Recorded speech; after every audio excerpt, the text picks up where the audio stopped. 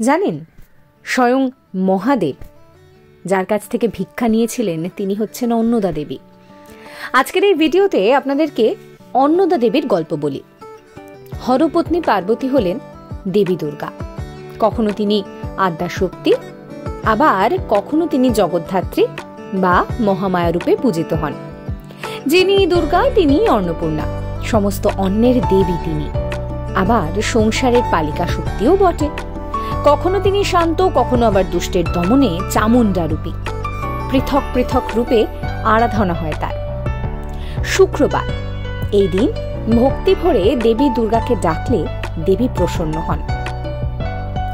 কিন্তু এখন কথা হচ্ছে যে হরপত্নীর আর এক নাম অন্নপূর্ণা কেন? দেবী পার্বতীরই আর এক রূপ অন্নপূর্ণা বা অন্নদা। অন্নদাত্রী রূপে কল্পনা করা হয় দেবীকে। দ্বিভুজা অন্নপূর্ণার হাতে অন্নপাত্র থাকে এবং অন্য একটি হাতে থাকে হাতা। দেবীর এক পাশে থাকে ভূমি এবং অন্য পাশে থাকে শ্রী। কেবল মর্তবাসী নয়, স্বয়ং শিবকেও অন্ন দান করেন দেবী অন্নপূর্ণায়। পৌরাণিক মতে হিন্দুদের পবিত্র তীর্থস্থান কাশীর সঙ্গেও জুড়ে রয়েছেন এই দেবী অন্নদাত্রী। কৈলাস পর্বতে মহা ধুমধাম করে বিয়ে হলো হরপার্বতীর। প্রথমে বেশ সুখেই কাটছিল তাদের সংসার, কিন্তু এই সুখ যে তার বেশি দিন সইল না। দারিদ্র্যের জেরে শুরু হলো অশান্তি। কষ্ট সইতে না পেরে কৈলাস ত্যাগ করলেন পার্বতী। দেবীর কৈলাস ছেড়ে চলে যেতেই দেখা দিল ভয়ানক দুর্ভিক্ষ। সকল দেবদেবী মিলে এই বিপদের দিনে উপায় বের করতে মহাদেবের কাছে হাজির হলেন। এই বিপদ থেকে উদ্ধার করতে নিজের কাঁধে ভিক্ষার ঝুলি তুলে নিয়ে বেরিয়ে পড়লেন দেবাদিদেব মহাদেব। কিন্তু মঠে কোথাও এক ফোঁটা অন্ন পেলেন না মহাদেব। খিদে তেষ্টায় তখন করুণ দশা ভোলানাথের।